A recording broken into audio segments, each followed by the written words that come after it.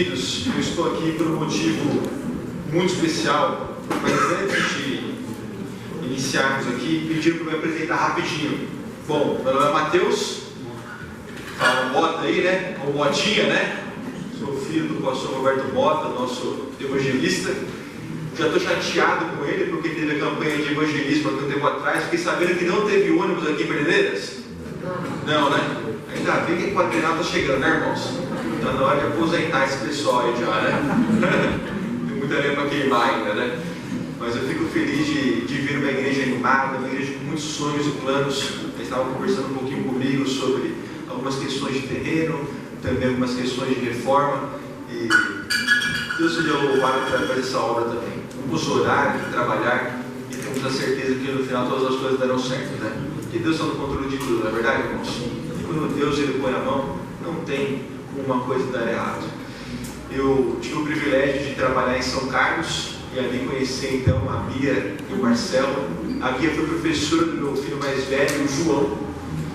E pela vida ministerial, né, pela vida de obreiros, nós sempre vamos mudando, né? Essa que é a iaca da vida de pastor e dos obreiros, né? A gente muda, mas a gente tem esse privilégio de conhecer novas pessoas e os velhos amigos sempre se reencontrarmos aqui em momentos especiais, né? Hoje já não estou mais em São Carlos, sou pastor aqui na Central de Ribeirão Preto e poder voltar para Ribeirão, onde eu iniciei o ministério, tem sido uma bênção muito grande. Eu peço para que os irmãos continuem orando por Ribeirão.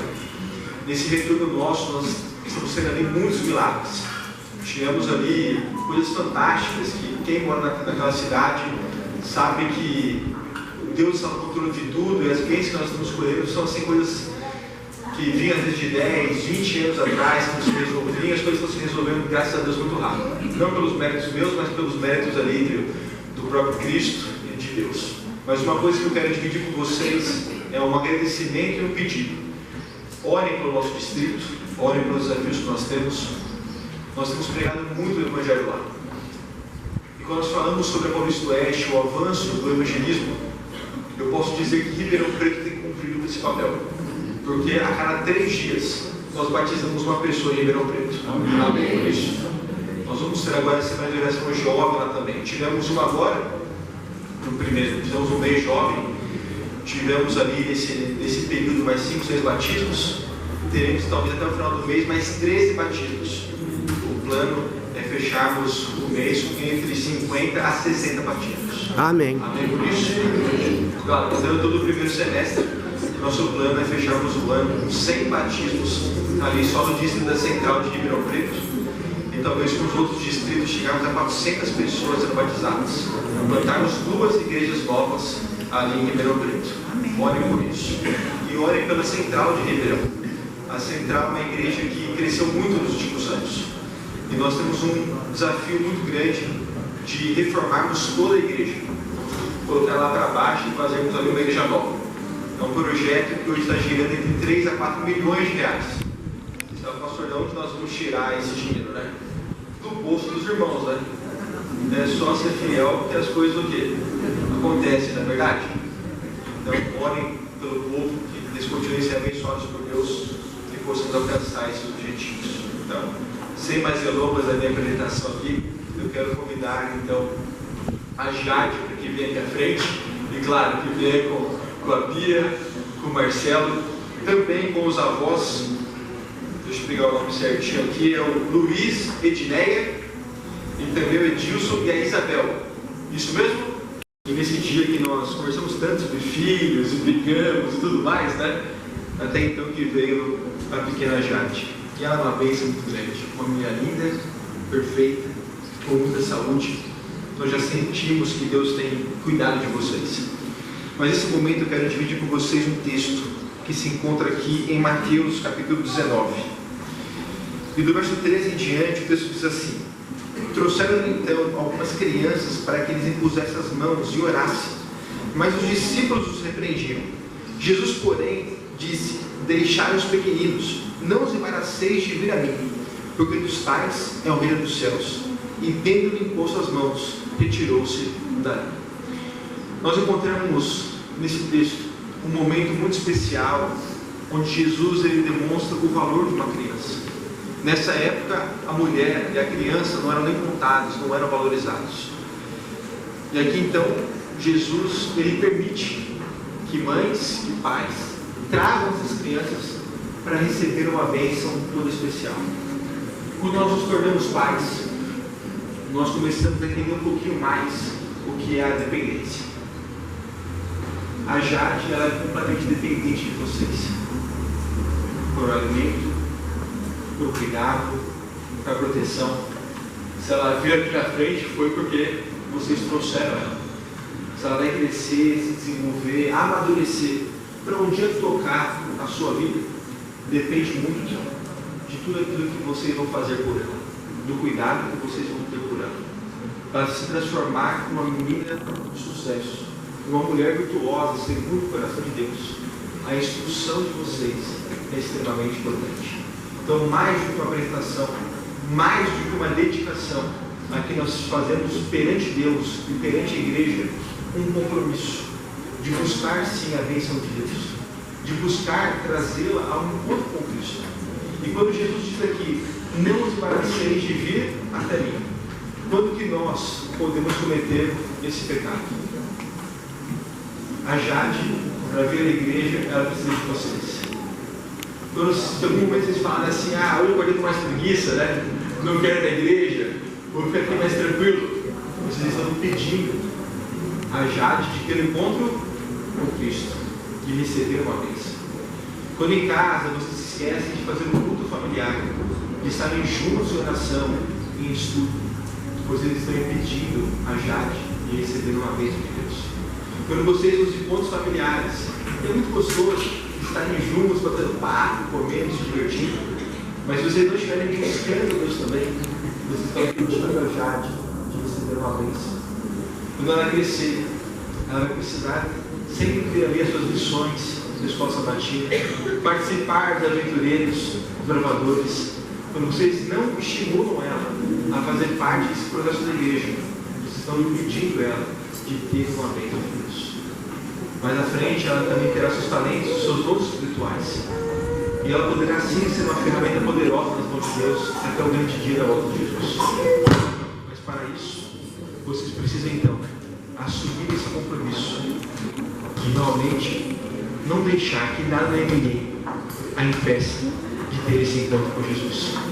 Vocês hoje, perante Deus e perante a igreja, aceitam esse compromisso? Aceitam essa responsabilidade? Sim? Amém por isso. Eu quero perguntar aqui à igreja, quantos de vocês estão felizes por a decisão dessa família, pela dedicação e entrega? Levanta a mão bem alto. Mas mais do que isso, segura a mão aí um pouquinho, vamos pensar um pouco. Quantos de vocês também estão aqui se colocando à disposição dessa família para ajudar eles em todas as coisas?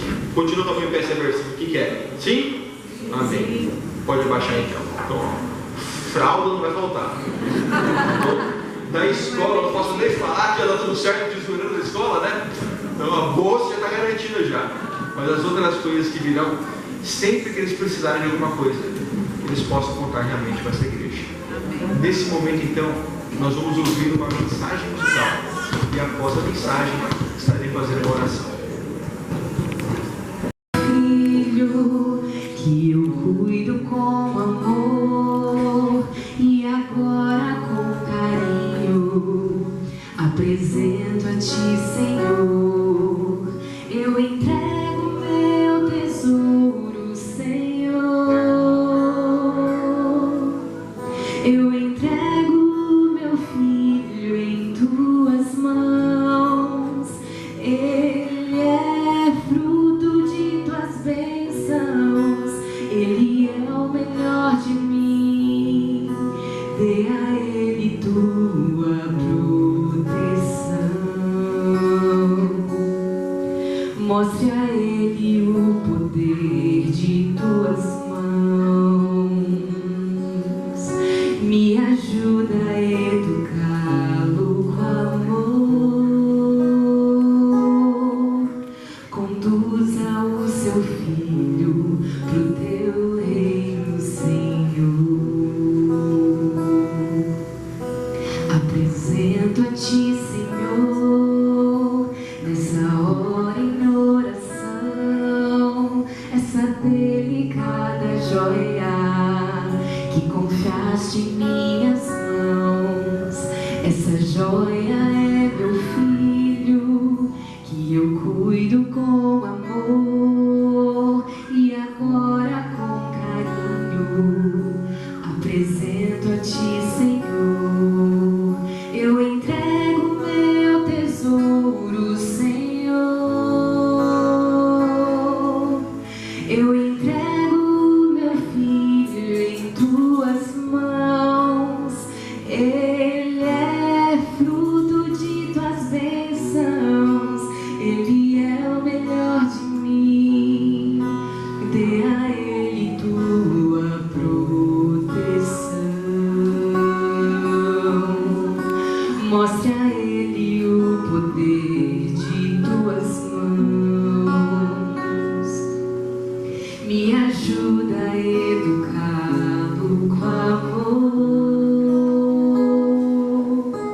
Conduza o meu filho pro teu reino, Senhor. Eu entrego meu tesouro, Senhor. Eu entrego meu filho em tuas mãos. Ele é fruto de tuas bênçãos.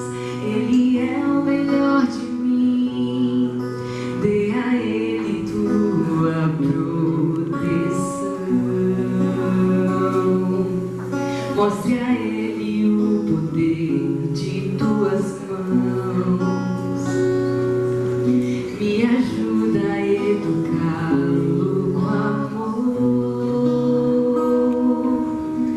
Conduza a Jade pro teu reino, Senhor.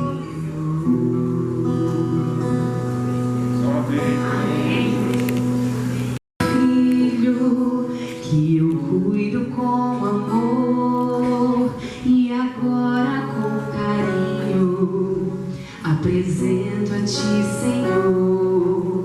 Eu entrego meu tesouro, Senhor. Eu entrego meu filho em tuas mãos. Ele é fruto de tuas bênçãos. Ele é o melhor de mim. Dê a ele tua proteção. Mostre a ele o poder de tuas mãos. Me ajuda a educá-lo com amor. Conduza o seu filho pro teu reino, Senhor. Apresento a ti, Senhor, nessa hora em oração, essa delicada joia que confiaste em minhas mãos. Essa joia é meu filho que eu cuido com amor, e agora com carinho apresento a ti, Senhor. Eu entrego meu tesouro, Senhor. Eu entrego meu filho em tuas mãos. Ele é fruto de tuas bênçãos. Ele é o melhor de mim. Dê a ele tua proteção. Mostre a ele o poder de tuas mãos.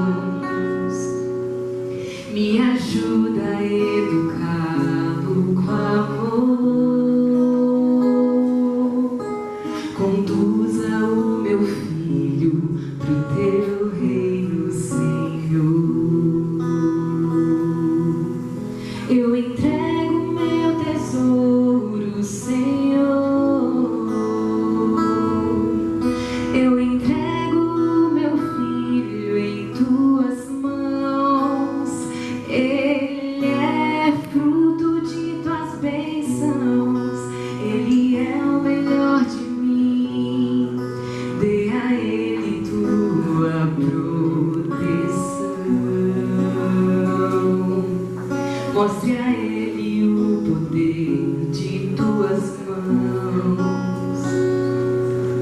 Me ajuda a educá-lo com amor.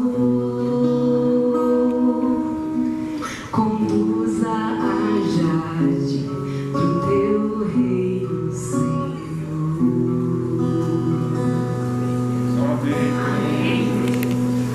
A Jade em minhas mãos. E sou grato a Ti por esse privilégio.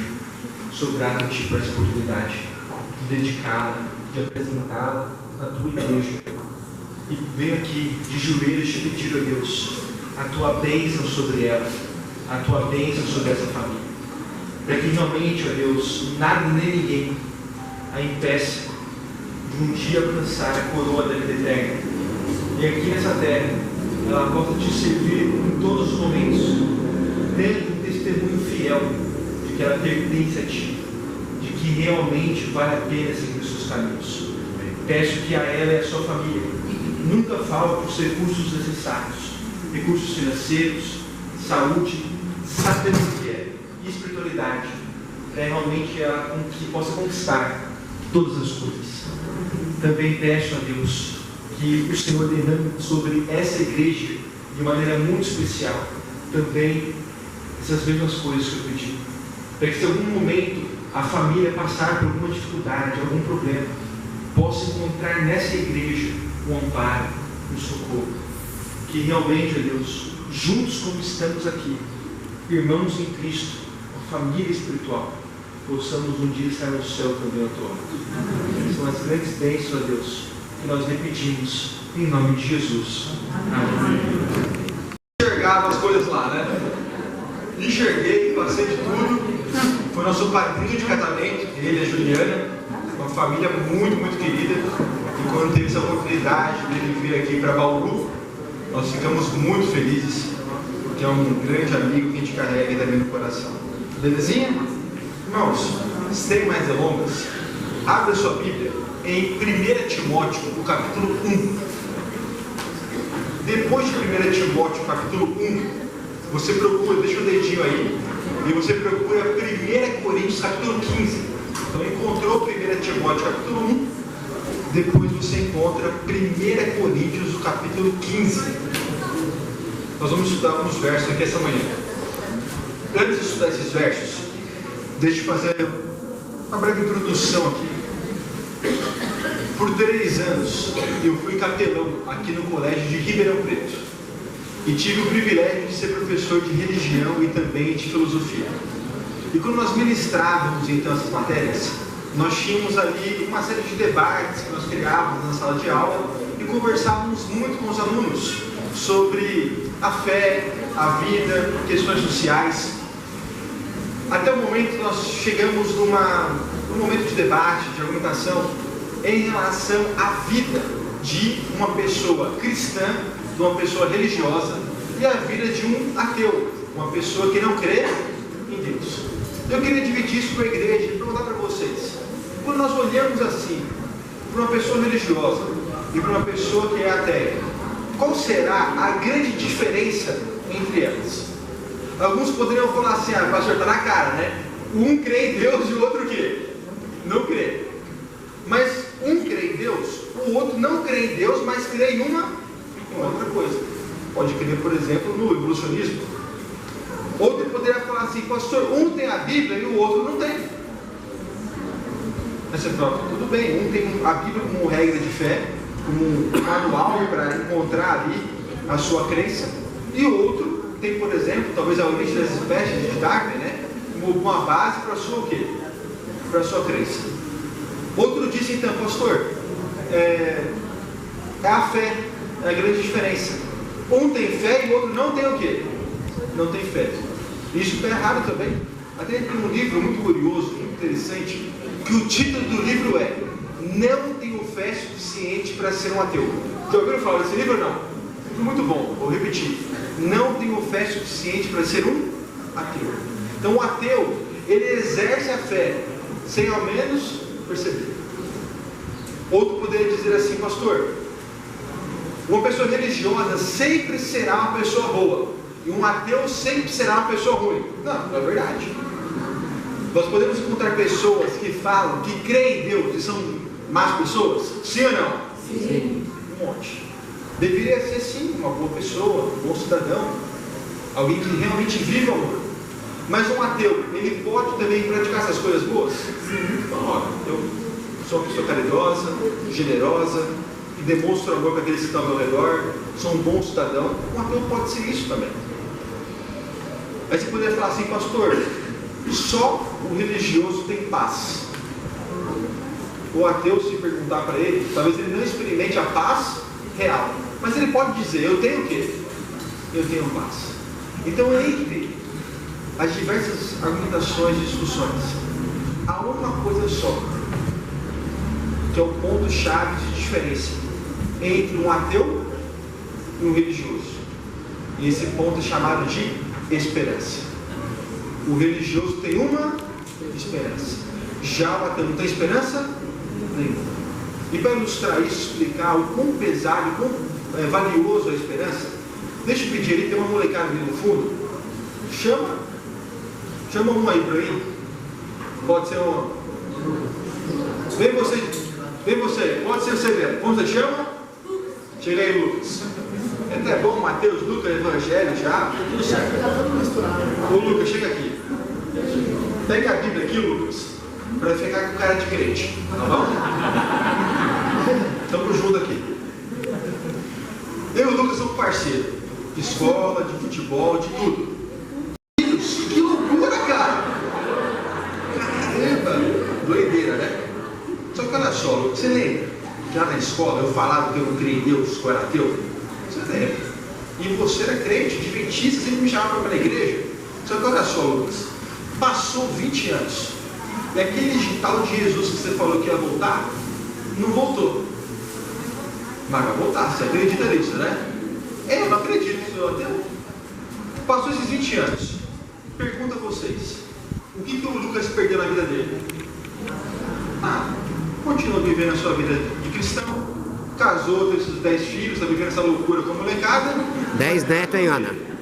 Tá tudo certo. E eu perdi alguma coisa? Eu não perdi nada. Continuei vivendo minha vida nesse mundão aqui, como sempre. Mas aí te conto que a história é diferente. Passou uns 20 anos, eu encontro o Lucas e falei, ei Lucas, meu irmão, beleza. Quando eu cumprimento ele, Jesus está voltando em poder e grande glória. O que o Lucas ganhou? Tudo. Salvação e vida eterna. E eu? Perdi?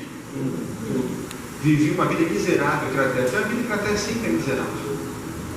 E agora perdi a salvação, o quê? Eterna. A esperança é o grande ponto-chave da diferença entre um ateu e um religioso. Lucas, brigadão. Pode trabalhar na Globo como ator já, viu? Está aprovado. Valeu. Então olha só, queridos. Agora quando nós falamos sobre esperança, vamos ser sinceros. A esperança da volta de Jesus é a única esperança que existe? Sim ou não? Hã? Fala sem medo, sim ou não? É a única que talvez valha a pena ter confiança. Mas é a única que existe? Não. Eu quero perguntar para vocês, quais são as 5 maiores religiões do mundo? Podem falar. Cristianismo. Islamismo é a segunda. Judaísmo está lá para frente, é pouco, está longe. Cristianismo é a primeira. O catolicismo é denominação, está ligado com o cristianismo. Hinduísmo, eu sempre confundo se é a terceira ou quarta, acho que é a terceira. Budismo. Falaram em budismo? Foi? É a quarta. Espiritismo é interessante, é a sétima. A gente vai ver já tem um pezinho em todas. Islamismo é a segunda. Qual que é a quinta? Ateísmo. Interessante isso. O ateísmo, ele não é considerado uma religião. Mas é interessante citar isso pelo seguinte motivo. Abri uma janelinha aqui no sermão. Eu tenho alguns livros em casa que são livros escritos por ateus. Você fala assim, pastor, você lê essas coisas? Eu leio de tudo, só coisa do capeta que eu não leio. Do mais, eu leio de tudo. E eu tenho 2 livros muito fortes do ateísmo.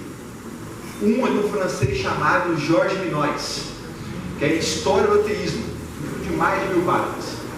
E tem um outro que chama A Morte de Deus na Cultura. Se eu não me engano, o nome é Terry Engel, algo assim. E é interessante que esses dois livros chegam a uma mesma conclusão. Eles falam que a maior parte das pessoas vivem de fato o ateísmo. Por quê? Porque por mais que professem ser cristãs ou seguir uma outra religião, na prática não vivem aquilo que elas o quê? Pregam. Então são ateus. Creem em Deus, mas vivem como se Deus não o quê? Existisse. Tem até um outro livro com esse nome, né? É o cristão ateu. Crê em Deus, mas vive como se não existisse. Então foi um bom chute, mas o ateísmo não é uma religião. Certinho? Qual que é a 5ª maior religião do mundo? Alguém sabe não? Hã? Fica tranquilo. Eu prego esse sermão já há uns 12 anos. Teve só 2 vezes que acertaram. Teve uma vez lá em São Carlos que acertaram. E teve uma vez que acertaram na terra da minha mãe, Cândido Mota. Não conhece Cândido Mota, não? Mais ou menos aqui pertinho, né? Não é nem Cândido Mota, quem fala é Cando Mota, né? Quem fala tem que falar Cando Mota, né? Cidade da minha mãe. A cidade dos Mota. Do Mota. Não vem você falar tanto do Mota, Aí. do Cândido Mota, por causa do Roberto Mota. Aí, tá vendo? A 5ª maior religião é chamada de religiões orientais. O que é isso? São várias pequenas religiões ali, mais perto, a maior parte ali da China, que são colocadas todas como farinha do mesmo saco. Então nós temos as religiões orientais, nós temos o budismo, nós temos o hinduísmo, o islamismo e o cristianismo. Essas 3 últimas aqui, elas creem mais ou menos na mesma coisa. Tem algumas que têm até o círculo de Sansara, de Sansera, que acreditam em processos de reencarnação ligados ao pensamento espírita. Então um exemplo seria o seguinte: qual é a esperança deles? Hoje eu sou um homem. Se eu for um homem muito bom e viver a prática correta dessas religiões, eu vou morrer, eu vou ressuscitar e vou virar um anjo. Se eu for um anjo muito bom, eu vou morrer, eu vou ressuscitar, vou reencarnar num Deva, que é uma espécie de um semideus. Se eu for um Deva muito bom, eu vou morrer, vou me reencarnar e vou virar como se fosse um Buda. E agora nesse momento eu ficarei isolado no universo, sozinho, solitário, onde não sentirei mais amor, onde não sentirei mais raiva, e a minha sabedoria vai ficar apenas o quê? Emanando. Em outras palavras, vou virar quase uma ameba espiritual no meio aí do universo. Será que vale a pena você confiar nessa esperança? Será que é uma esperança que tem coerência? Uma esperança que tem um valor e que realmente vai mudar o homem se for um homem mau? Você vai morrer, vai ser encarnado em algum elemento da natureza, numa árvore, num bichinho. Você fala, será que tem sentido algo disso? E mesmo aqui você fala, pastor, agora, eu sou um bichinho, eu sou uma árvore. Agora está tudo certo, né? É só você olhar quantos bichinhos estão abandonando na rua, né? Tá fácil bichinho? Hã? Não tá. E árvore? Se um camarada com machado, o quê? Ele corta de fora. Então, será que é uma esperança que realmente tem sentido? Eu creio que não. Aí nós vamos para o islamismo. E lá no islamismo nós temos também o paraíso. Nós temos o céu. E se você morrer pelo islamismo, você, homem, vai chegar no céu. E você vai ter 72 virgens. Lindas de rosto, lindas de corpo. E a sua virgindade dura para sempre. Eu estou vendo umas irmãzinhas aí, fazendo assim, ó. E aí, pastor, quando eu chegar lá, vai ter 72 Brad Pitts para mim? Não vai ter. Sabe o que vai ter, minha irmã? O teu marido velho acabado. E você vai ter que dividir ele com 72 mulheres que estão mais bonitas que você. Aí eu pergunto a você, que céu é esse? Que paraíso é esse? Onde as questões carnais ainda estão à flor da pele. Que céu que é esse? Que é mais para homens e menos para mulheres. Por isso que a única esperança que sobra, que realmente vale a pena você se dedicar, é a esperança da volta de Jesus. Porque é para homens, porque é para mulheres, porque é para crianças, e das tais é o reino dos céus. É para aqueles que choram porque serão consolados. É para aqueles que têm sede de justiça, que entendem que o seu lugar não é aqui. A única esperança que nós podemos realmente viver. É a esperança da volta de Jesus. Então nós entendemos isso. Nós entendemos o que diz aí em 1 Coríntios capítulo 1, o verso 1 em diante, que diz assim: Paulo, apóstolo de Cristo Jesus, pelo mandato de Deus, nosso Salvador, e de Cristo Jesus, a nossa esperança. E lá em 1 Coríntios, no capítulo 15, o verso 19 diz assim: se a nossa esperança é em Cristo se limita apenas a essa vida, somos o que, irmãos? Pode falar alto sem medo, somos o que? Os mais infelizes, os mais infelizes, os mais miseráveis de todos os homens. Se a minha vida em Cristo se limita a só a essa vida terrestre, onde eu sou o mais infeliz de todos os homens. Por que esse texto que é importante? Por vários motivos.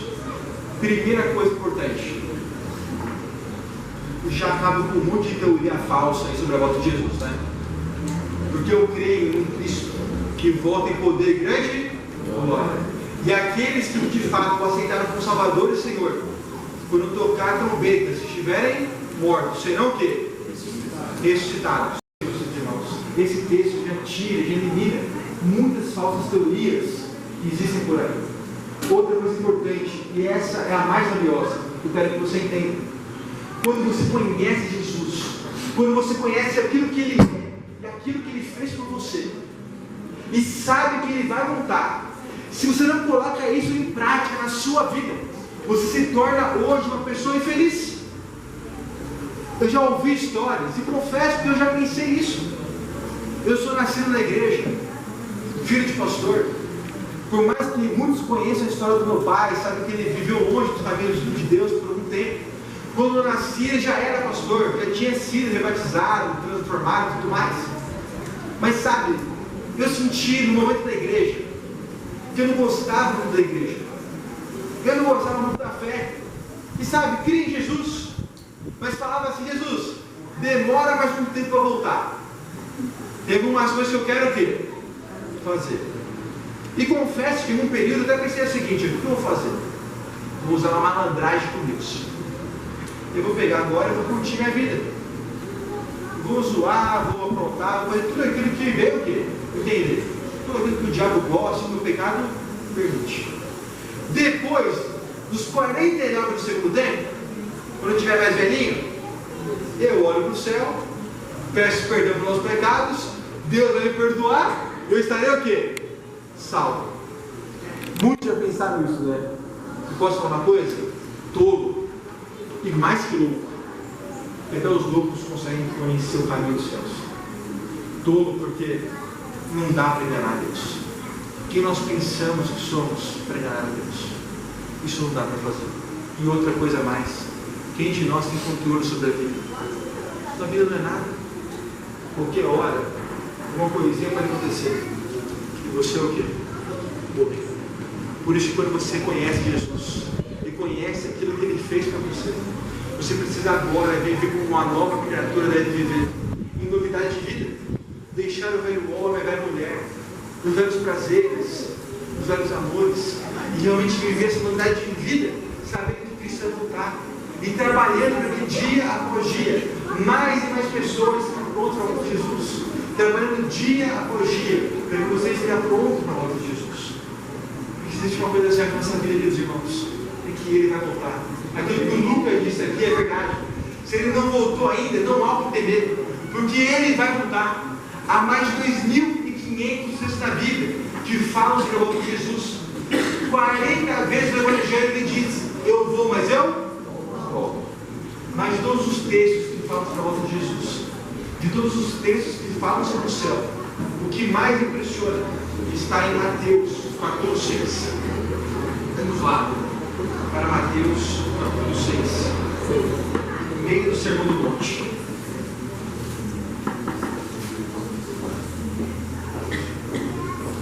Capítulo 6. Naquele quarto, olhando assim, sabe o baú? Tipo de pirata, madeira bem grossa, ferro bem grosso. Eu imaginava abrir aquele baú e meu rosto brilhar com os tesouros que eu tinha o quê? Acumulado no céu. Eu ficava brigando com Deus. Deus, como que eu faço para mandar meus tesouros no céu? Naquela época, eu tinha 2 tesouros. Eu tinha uma bola de futebol do Corinthians, meu avô tinha me dado. E eu falava para minha mãe, mãe, vai ter futebol no céu? Não sei, filho, ó, se depender de mim, vai. Eu quero levar essa bola o quê? Para o céu. Segundo tesouro, eu tinha um Super Nintendo, com o joguinho do Mario. Vai ter videogame no céu, mãe? Ih, filho, acho que não, mas se depender de mim, vai. E eu orava e falava, Deus, como que eu faço para mandar meus tesouros para o céu? A outra coisa que eu pensava sobre o céu, que eu tinha um pouco de medo até, porque eu, queridos irmãos, eu sou péssimo para comer. Eu tenho um estômago muito sensível, eu passo mal direto. E tinha uma coisa no céu que eu morria de medo. Sabe o que eu morria de medo no céu? A árvore da vida. Não, como assim, pastor? Porque o que diz a Bíblia? Que por um mês ela produz o quê? O seu fruto. Cada mês um fruto o quê? Diferente. Eu estava pensando assim, vai que o mês é manga. Eu odeio manga. Eu não vou ter nada para comer no céu. E naquela época eu adorava comer a batatinha frita. E eu pensava assim, Deus, como eu faço para mandar a batatinha frita para o céu? Eu deixei guardado lá, armazenado, porque naquele mês eu tenho que comer. Gente de criança.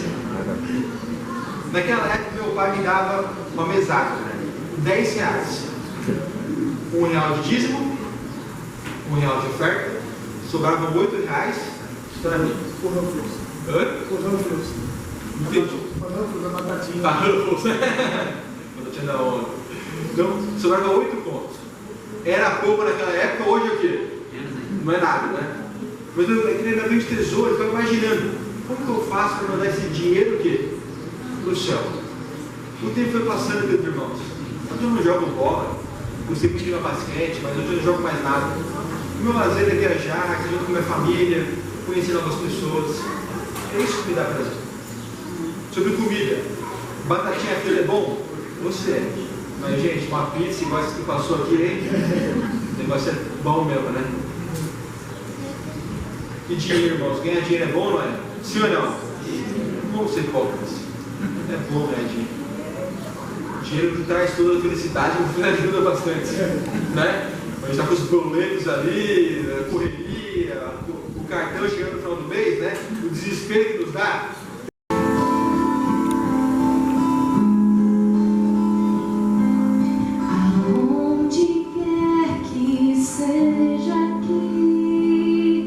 Escondes teu tesouro, ali também está teu coração.